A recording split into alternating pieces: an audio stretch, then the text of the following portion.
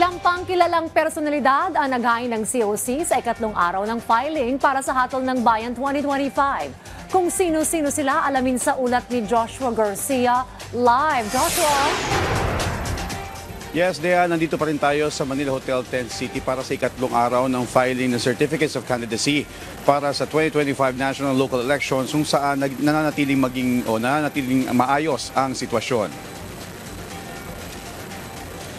Dayan, nasa 21 ang naghain ng Certificate of Candidacy ngayong araw na kinabibilangan ng 12 senador at siyam sa hanay ng party list. Ilan sa mga kilalang personalidad na nag-file ng kanilang COC at Certificate of Nomination and Certificate of Acceptance of Nomination o CONCAN kaninang umaga ay sina re-electionist Senator Bongo, Senador Bato de la Rosa, aspiring Senator Philip Salvador at Mayor Miguel Ike Ponce III ng Pateros bilang second nominee ng Ahon Mahirap Party List. Nakatuon ang kanilang mga plataforma sa healthcare, paglaban sa iligal na droga, kahirapan, kapayapaan at kaayusan sa bansa. Isa rin dayan sa tawag pansin na naghain ng kandidatura yung asawa ni Dr. Willie Ong na si Dr. Liza Ong na naging emosyonal ang pagharap sa media. Anya, kasalukuyan pang nasa Singapore si Doc Willie Ong para sa kanyang pagpapagamot at inaasahang makakauwi ng Pilipinas sa Nobyembre. Maraming salamat po sa lahat ng nagdasal for Doc Willie Ong. Daya naghain din ng COC bilang first nominee ng FPJ Panday Bayanihan Party List ang anak ni Senator Grace Poe na si Brian Paul Manzares na magpapatuloy ng iniwang legislative agenda at mga pangarap ni FPJ para sa bayan. Sa kabuuan, simula noong unang araw ng COC filing nitong Martes, nasa 34 na ang nakapag-file ng COC para sa senador habang 39 naman sa party list.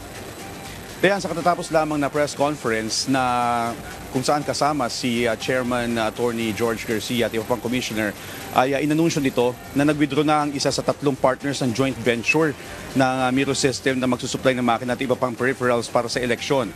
Ayon sa komisyon, nakatanggap sila ng impormasyon tungkol sa umano'y pagtakbo sa local at national elections ng ilang individual na may connection sa St. Timothy Construction Company. Dahil dito, Dayan, binigyan ng COMELEC o ng komisyon ang nasabing kumpanya ng dalawang opsyon. Una ay withdrawal o ituloy yung kanilang pagbibitaw sa partnership at pangalawa ay diskwalifikasyon sakaling tumuloy ang mga ito sa pagtakbo sa halalan ng hindi nag-withdraw bilang partner. At para matiyak na wala magiging problema diyan ay hihiling ang komisyon sa natitirang partners na mapunan ang kung ano man ang magiging kakulangan na maaaring idulot ng withdrawal ng nasabing kumpanya ng St. Timothy.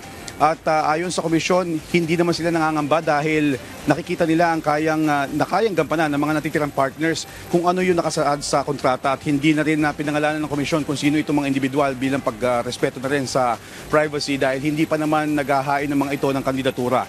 Paliwanag pa ng COMELEC, ginawa ito ng komisyon para maprotektahan ang integridad at yung transparency ng ginagawang halalan sa bansa. At sa assessment na yan, mabanggit na din natin, no untoward incidents, walang nai-report na anumang pagkaantala sa paghahain ng kandidatura, hindi lang dito sa Manila Hotel Tent City, kundi maging sa buong bansa. Dayan? Alright, Joshua, yung kababanggit mo lamang sa yung ulat na nag-withdraw yung isa sa mga partner na itong joint venture Miro System, hindi naman ito makakaapekto dun sa deliverable ng Miro System kaugnay ng 2025 midterm elections, Joshua. Yes, Dayan, naitanong din niya kanina kay kay Chairman Attorney Garcia at ayon sa kanya ay wala naman ito magiging direktang epekto dahil isa rin ito sa pinag-uusapan nila sa NBank na masigurado na kung ano man yung magiging kakulangan ay mapupunan ng dalawang natitirang partners. At ayon naman sa pinakahuling update ng COMELEC ay nasa 50% na pagdating sa deliverable sa makinarya at nasa 100% na rin naman na ihahatid sa peripherals na kinakailangan para sa halalan. Dayan? Maraming salamat, Joshua Garcia.